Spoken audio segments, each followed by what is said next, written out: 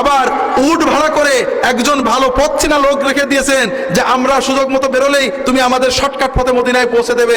সকল পরিকল্পনা সম্পন্ন করেছেন। সেই উঁচু পাহাড়ের উপরে উঠে এমন গুহায় বসেছেন, সেই গুহায় আমি নিজে ঢুকেছি। সেই গুহার ভিতরে কেউ থাকলে দেখা যায় না, ছোট্ট একটা মুখ আছে মাটির সাথে।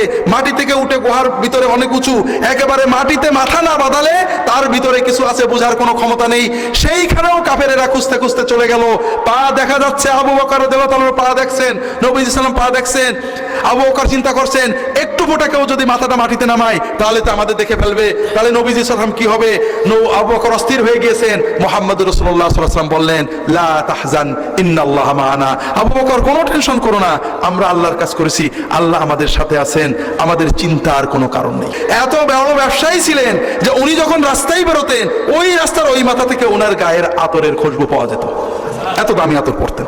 আল্লাহর ওলি ছিলেন না? খবর করে বেড়াতেন নাকি? ছিঁড়া খবর করে বেড়াতেন? বস্তা পরতেন নাকি? তাহলে ইব্রাহিম আদহামের গল্প বলে আমরা কি ইসলাম শেখাচ্ছি না ইসলাম সম্পর্কে বিভ্রান্তি জন্ম দিচ্ছি? হাজারিন, খুব সাবধান। উলামায়ে কেরামের বলবো, আমরা ওলি আল্লাহদের মহব্বত করব, ভক্তি করব, কিন্তু তাদের গল্পগুলোর কোনো ঠিক ঠিকানা নেই।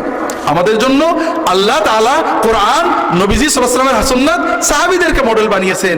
এইগুলো বলেন, আর তা না হলে ওই যে আজগবি চিন্তাগুলো সমাজে আছে এগুলোই থেকে যাবে। কথা বুঝতে পারছেন না? আল্লাহর উপর অমোঘ হুজুর তাওয়াক্কুল করেছে, সারা মাস রুটি পেয়েছে। আল্লাহ নবী সাল্লাল্লাহু আলাইহি ওয়াসাল্লামকে এই তাওয়াক্কুল শিখাইছেন নাকি? সাহাবীরা এটা করেছেন। ওমর লাঠি দিয়ে পিটিয়ে মসজিদে বের করে দিতেন, যেখানে বসে আছো যাও কর্ম করো, কর্ম ছাড়া আল্লাহ খাওয়াবে না। মুহাম্মদ রাসূলুল্লাহ সাল্লাল্লাহু আলাইহি ওয়াসাল্লাম তাওয়াক্কুল কাকে বলে একটু বোঝেন, আমি দেরি করবো না। মসজিদে কুবা পর্যন্ত যেতেই দেরি হয়ে গেল। রাসূলুল্লাহ সাল্লাল্লাহু আলাইহি ওয়াসাল্লাম প্রতিটি পদক্ষেপ নিয়েছেন যৌক্তিকভাবে, একেবারে স্টাডি করে, যে আমি উত্তরে না যেয়ে দক্ষিণে যাব, দিনে না যেয়ে রাতে যাব, আলীকে বিছানায় শুয়ে দিয়ে যাব, অমুক গুহায় যেয়ে উঠবো, এবং চর রেখে গিয়েছেন আবু বকর রাদিয়াল্লাহু ছেলেকে, কিশোর ছেলে, তুমি সারাদিন মক্কায় ঘুরবে, কে কি প্ল্যান করে সেগুলো জানবে, শুধু করবে, বোকার মতো ঘুরে বেড়াবে, আর রাত্রি পাহাড়ে যে আমাদেরকে বলে আসবে এরা কি পরিকল্পনা করছে। আবার উট ভাড়া করে একজন ভালো পথ চেনা লোক রেখে দিয়েছেন যে আমরা সুযোগ মতো বেরোলেই তুমি আমাদের শর্টকাট পথে মদিনায় পৌঁছে দেবে। সকল পরিকল্পনা সম্পন্ন করেছেন। সেই উঁচু পাহাড়ের উপরে উঠে এমন গুহায় বসেছেন, সেই গুহায় আমি নিজে ঢুকেছি। সেই গুহার ভিতরে কেউ থাকলে দেখা যায় না, ছোট্ট একটা মুখ আছে মাটির সাথে। মাটি থেকে উঠে গুহার ভিতরে অনেক উঁচু, একেবারে মাটিতে মাথা না বাঁধালে তার ভিতরে কিছু আছে বোঝার কোনো ক্ষমতা নেই। সেইখানেও কাফেরেরা খুঁজতে খুঁজতে চলে গেল। পা দেখা যাচ্ছে, আবু বকর রাদিয়াল্লাহু তাআলার পা দেখছেন, নবীজি সাল্লাল্লাহু আলাইহি ওয়াসাল্লাম পা দেখছেন। আবু বকর চিন্তা করছেন একটু ফোঁটা কেউ যদি মাথাটা মাটিতে নামায় তাহলে তো আমাদের দেখে ফেলবে, তাহলে নবীজি সাল্লাল্লাহু আলাইহি ওয়াসাল্লাম কি হবে।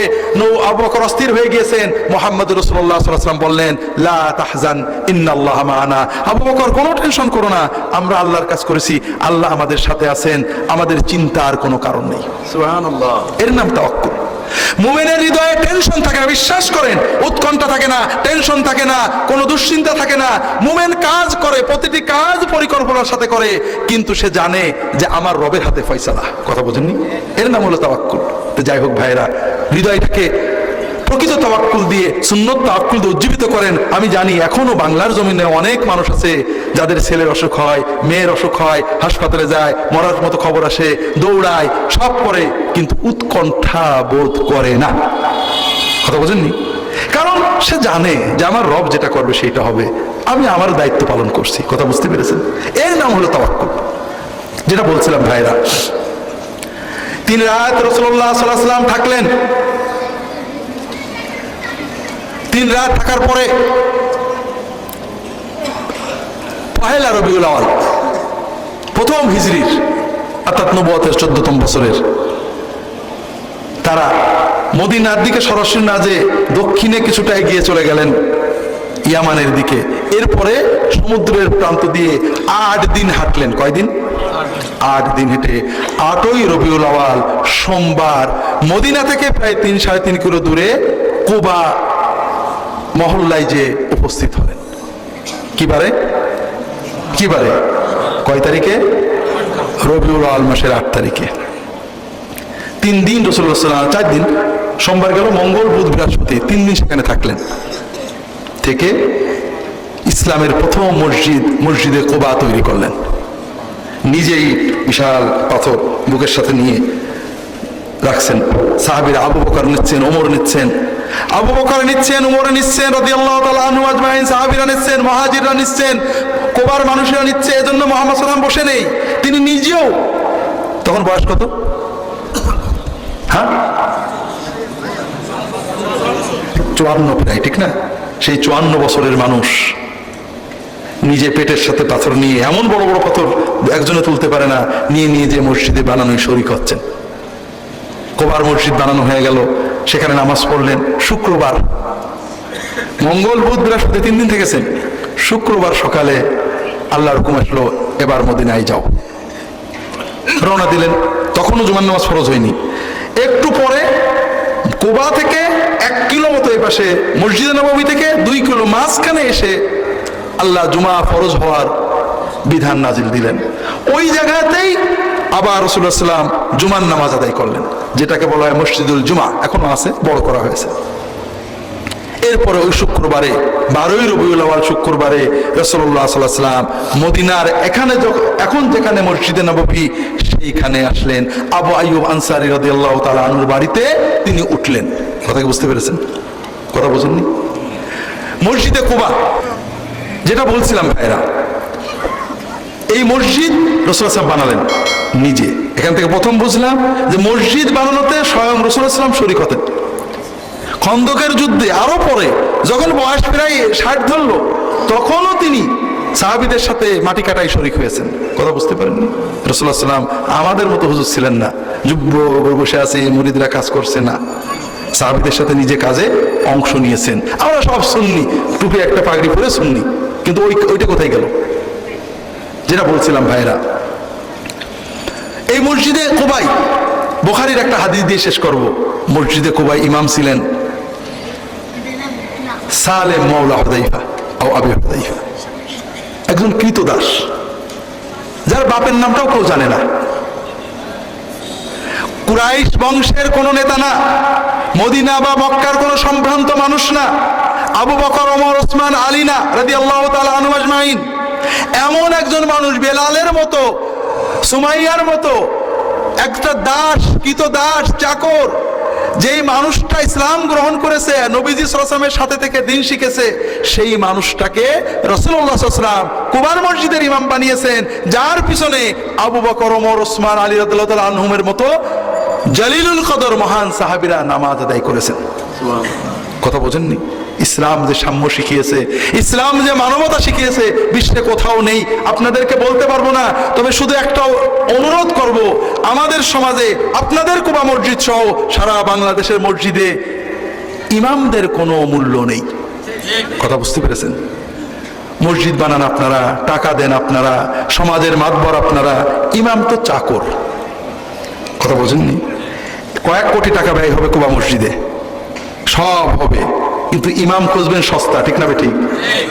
সস্তা ইমাম। সস্তাই শুধু না, আরেকটা গুণ লাগবে, যেটা আমি দুপুরে বলছিলাম, যে সাপে বাবুরাম সাপুরে, কোথা যাস বাপুরে, আই বাবা দেখে যা, দুটো সাপ রেখে দা, যে সাপের চোখ নেই, নাক নেই, কান নেই, করে না কো পুষ্পাত, মারে না কো ঢুসঢাস, নেই কোনো উৎপাত, খাই শুধু দুধ ভাত, সেই সাপ জানতো, গোটা দুই আনতো, তেরে মেরে ডান্ডা করে দেবো ঠান্ডা। ঠিক এই কোয়ালিটির একজন ইমাম। কোনো কথা বলে না, হুশের কথা বলে না, দুর্নীতির কথা বলে না, নাস্তিকতার কথা বলে না, ভালো কথা বলে না, মন্দ কথা বলে না। যে কেউ মসজিদ কমিটির মুসল্লিদের বলে, হুজুর আমার বাড়িতে মিলাদাতে চলে যায়, হালাল খোর না হারাম খোর খোঁজ করে না, নামাজে না বেনা আদমি খোঁজ করে না। এই রকম একজন ইমাম আপনারা চান, ঠিক না? আর এই রকম ইমাম দিয়ে যে মসজিদ, ওই মসজিদের সওয়াব আপনারা কতটুকু পাবেন আল্লাহ ভালো জানেন, আমার বিশ্বাস হয় না।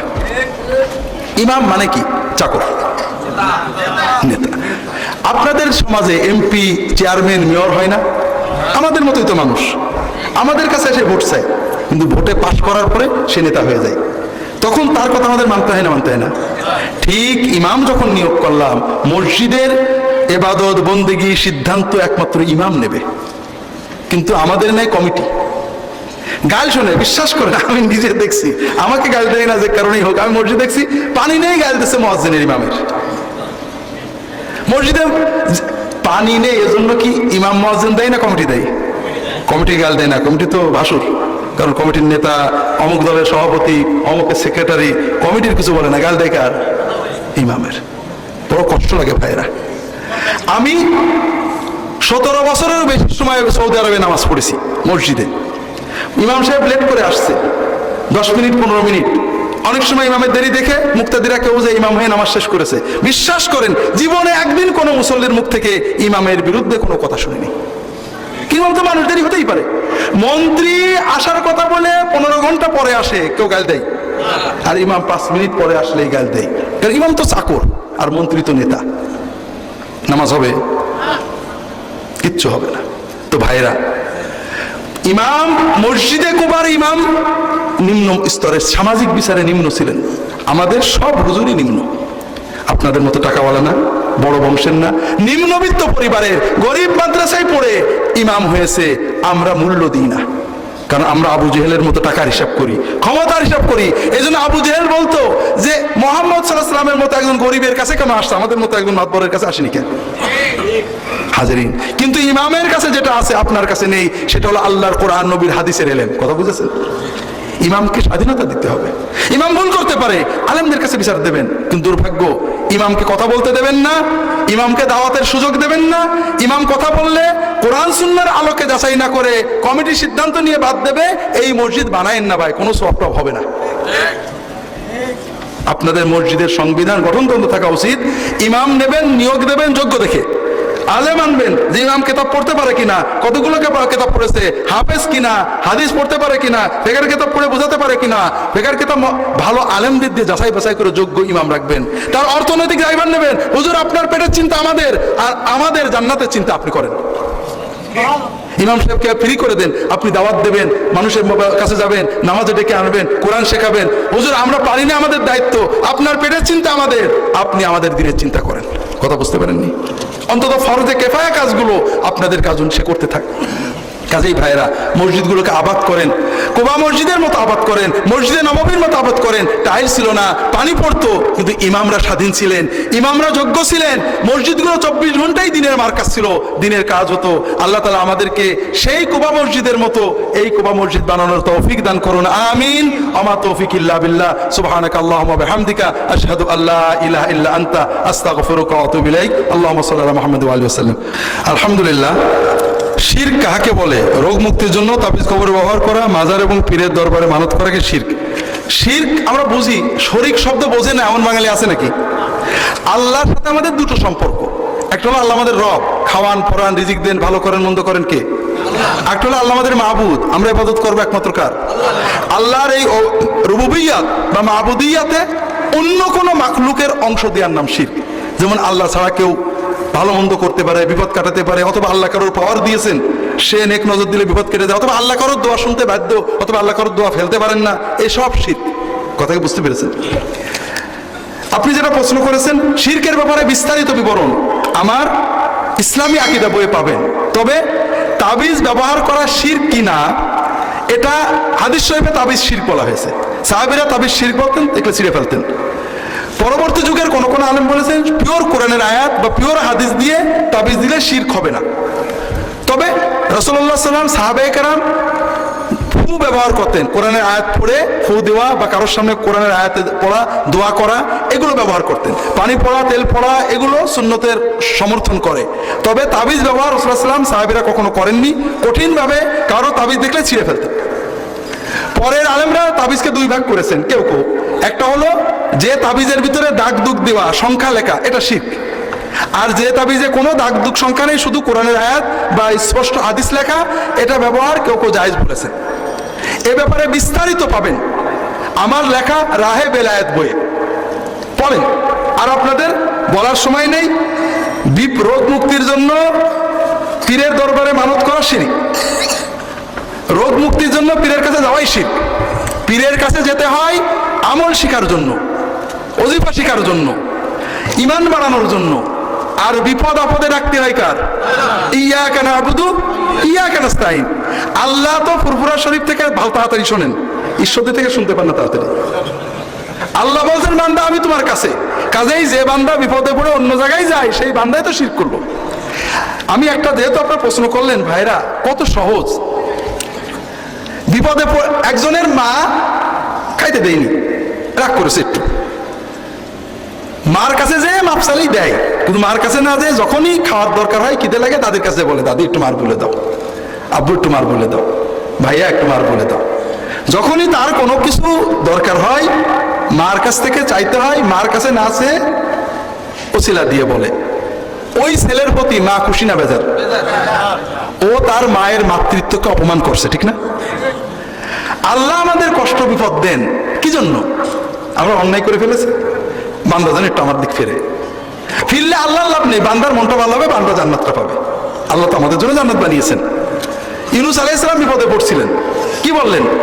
লা ইলাহা ইল্লা আনতা সুবহানাকা ইন্নী কুনতু মিনাজ জালিমিন। আল্লাহ, তুমি ছাড়া কোনো মাবুদ নেই, বিপদ থেকে উদ্ধার করার কেউ নেই, আমি অন্যায় করে ফেলেছি। এই তো আল্লাহ বিপদ কাটিয়ে দিলেন। এই জন্য আল্লাহ বিপদ দেন যে বান্দা যেন আমার দিকে ফেরে, আর আপনি না ফিরে ওই দিক গেলেন যে হুজুর একটু বলে দেন আল্লাহর। আল্লাহ খুশি হলেন না বেজার হলেন? আল্লাহর রুবুবিয়তকে আপনি অপমান করে, যে আল্লাহ আপনার হুজুর যখন চিনতো না, মা চিনতো না, কে খাইয়েছেন? সে আল্লাহর কাছে। আল্লাহ যদি বিপদ দেয় আল্লাহকে ডাকবেন। যেটা বলছিলাম, সুন্নত দোয়াগুলো মুখস্থ করবেন। আমি যখন ইসলামিক টিভিতে কাজ করতাম, এক ভাই আসলেন যে হুজুর আপনারা টিভিতে বলেন যে তাবিজ কবজ নেবেন না, তদবির আলাদের কাছে যাবেন না, সেরেক হবে, কিন্তু আমি তো হুজুর বিরাট বিপদে পড়ছি, সবাই বলছে অমুক হুজুরের কাছে গিয়ে তদবির করলে হয়ে যাবে, কিন্তু আমি ভয়ে ইমান বাঁচানোর জন্য আপনার কাছে আইছি। কি বিপদ ভাই? যে ওই বিজয়নগরে ঢাকায় আমার বেশ কিছু জমি আছে, কয়েক কোটি টাকার জমির উপরে হাইরে বিল্ডিং করবো বলে ডেভেলপারকে দলিল দিছি। এখন দলিলও দিচ্ছে না, টাকাও দিচ্ছে না, এগ্রিমেন্টও করছে না। আর ওরা যে ধরনের সন্ত্রাসী পোষে, ওর কাছ থেকে দলিল আদায়ের ক্ষমতা আমার নেই। এখন হুজুর কি করবো কোন? অনেকে বলছে অমুক হুজুর তমুক হুজুর, তার কাছে যে তদবির নিলে হয়ে যাবে। হুজুর আপনারা টিভিতে বলেন তদবির নেওয়া সেরেক, আমি এই জন্য আপনাদের কাছে আসলাম। শোনাতে ভাই আমি তো কিছু জানি না ব্যাপারে, তবে আল্লাহর কাছে দোয়া করলে তারা সবই দিতে পারে।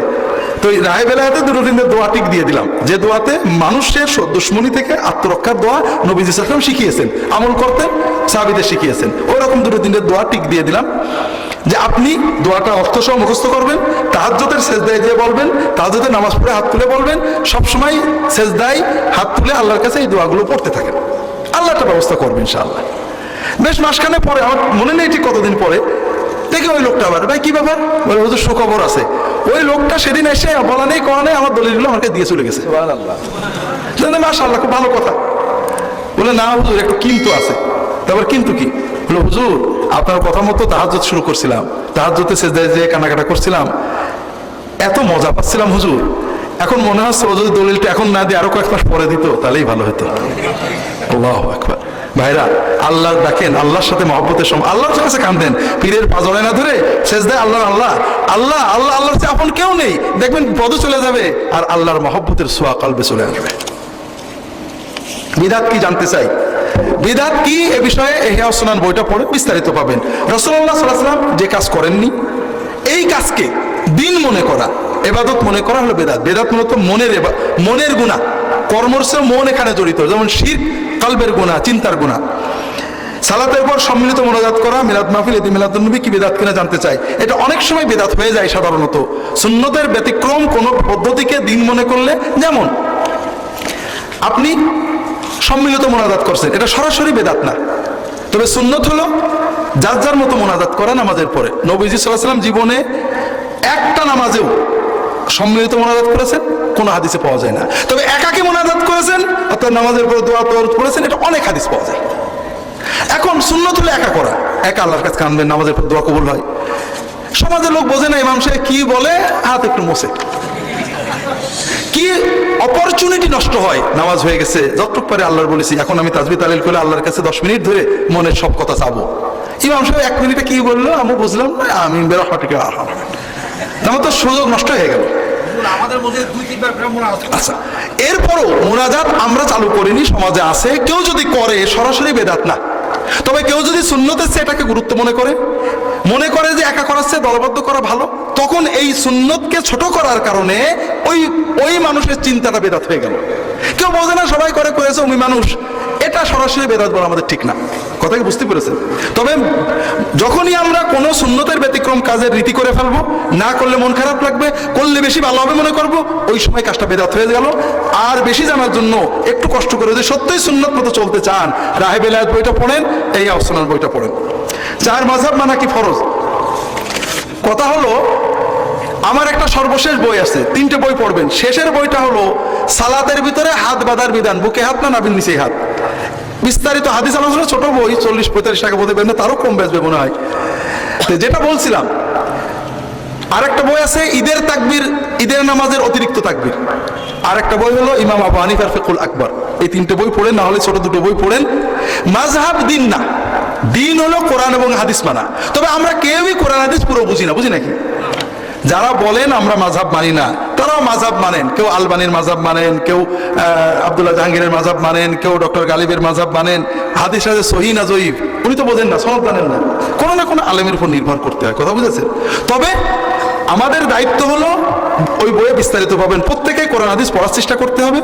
পাশাপাশি কোরআন হাদিস খানিকটা পড়ে মুক্তি হওয়া যায় না, সমাজের আলেমদের সাথে সম্পর্ক রাখতে হবে, মসলা মাসাইল আলেমদেরকে শুনতে হবে। যদি আলেমদের কথা কোরআন পড়ে হাদিস পড়ে আপনার কলবে ইতমিনান আসে যে সমাজের এই কাজটার পক্ষে কোনো হাদিস নেই, হুজুরও কোনো হাদিস বলতে পারলো না, যারা করে তারাও কোনো হাদিস বলে না, কিন্তু এর বিপরীতে হাদিস পাচ্ছি, নবীর হাদিস আপনি মানবেন, কোনো ইমাম নিষেধ করিনি। আমার ফিকহুল আকবর বইয়ে ইমাম আবু হানিফার অনেক কল পাবেন, হানাফি মাযহাবের কিতাব থেকে কয়েক ডজন কল পাবেন।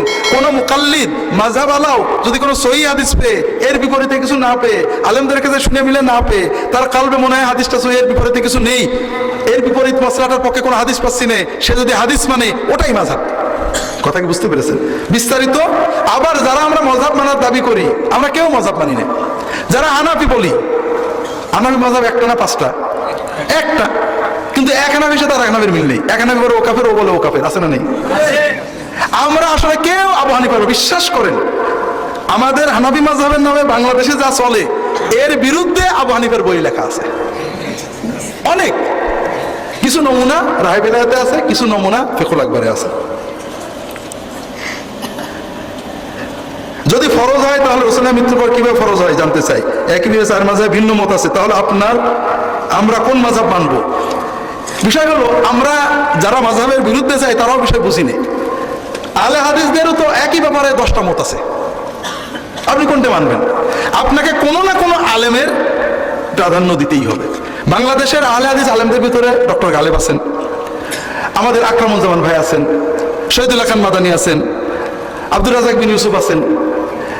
আল্লাহ তাদের সবাইকে হেফাজত করে, আমি সবাইকে মহব্বত করি, নাম ধরলাম শুধু বোঝানোর জন্য। তাদের ভিতরে অনেক মসলায় মতভেদ আছে। ডক্টর গালেব ওয়াজ করছেন এক কুরবানিতে 7 ভাগ হবে না, আকরামুজ্জামান বই লিখেছেন অবশ্যই 7 ভাগ হবে। আমাদের মুজাফফর বিন মুহসিন আমার বিরুদ্ধে বই লিখেছে, আল্লাহ তাকে বড় করে, 12 তাকবীরের সব হাদিস সহিহ, 6 তাকবীরের সব হাদিস জাল। আব্দুল্লাহ জাহাঙ্গীর ব্যারাম আছে কলবে, এই জন্য এই 12 তাকবীর, এই 6 তাকবীর হাদিস সহিহ বলেছে। আকরামুজ্জামান ভাই বই লিখেছেন না 6 তাকবীরের হাদিসও সহিহ, 12 তাকবীরের হাদিস সহিহ। আব্দুল্লাহ জাহাঙ্গীর ঠিক বলেছে। আহলে হাদিসদের আলেমদের ভিতরে মতভেদ আছে। বর্তমান সমাজে সারা বিশ্বের সবচেয়ে বড় হাদিস জানা আলেম 3 জন, শেখ নাসিরউদ্দিন আলবানী, শেখ আব্দুল আজিজ বিন বাজ, শেখ মুহাম্মদ উসাইমিন রাহিমাহুল্লাহ তাআলা আজমাইন। আমরা সবাই নাম জানি, জানেন না? বিশেষ করে যারা হাদিস মানার চেষ্টা করেন। সৌদি রিয়াদের একজন মশহুর আলেম আমি চিনি, ডক্টর সাদ আল বুরাইক, উনি একটা বই লিখেছেন, আল ইজাজ ফি মাখতালাফা ফিহি আল আলবানী ওয়া উসাইমিন ওয়া ইবনে বাজ মিনাল উসুল ওয়াল ফুরু। আলবানী, ইবনে বাজ এবং উসাইমিন এই 3 মহান পণ্ডিত আকীদা এবং ফিকহের বিষয়ে যেসব বিষয়ে ইখতিলাফ করেছেন, মতভেদ করেছেন, তার কিছু সংক্ষেপ বর্ণনা, তাতেও প্রায় 400-র মতো। তার মানে এত বড় মুহাদ্দিস, এত বড় আহলে হাদিস, এত বড় আলেম, 400-রও বেশি আকীদা এবং ফিকহের মাসলায় মতভেদ করেছেন। তার একটা আপনাদের বলি মজার, আমার বইয়ে পাবেন। আমরা নাভির নিচে বা বুকে হাত বাঁধা নিয়ে ঝগড়া করি, ঠিক না? আরেকটা ঝগড়া আছে, রুকু থেকে উঠে হাত কি ঝুলানো থাকবে না বাঁধা থাকবে? শেখ আব্দুল আজিজ, আমাদের হানাফি মাযহাবে বাঁধার কথা আছে, আমার বইয়ে পাবেন, আমরা বাঁধি না। শেখ আব্দুল আজিজ বিন বাজ বলছেন রুকু থেকে উঠেও হাত বাঁধা রুকুর আগের মতোই সুন্নত, করলে সওয়াব আছে, না করলে গুনাহ নেই। আর আলবানী বলছেন যে রুকুর থেকে উঠে হাত বাঁধা বেদাত, নাজায়েজ, গুনার কাজ। দুইজনই বড় মুহাদ্দিস, দুইজনই আহলে হাদিস, দুইজনই আহলে হাদিসদের ইমাম। আপনি কি করবেন? যেটাই মানেন আরেকজনের বিরুদ্ধে যাইতে হবে আপনার। কথাটা হলো ভাইরা, মতভেদ থাকবেই, কারণ কোরআন এবং হাদিস হলো খাঁটি সোনা। খাঁটি সোনা কি গলায় পরা যায়? একেবারে সোনার যেটা বার, হাতে চুরি বানানো যায়, বানাতে গেলে কি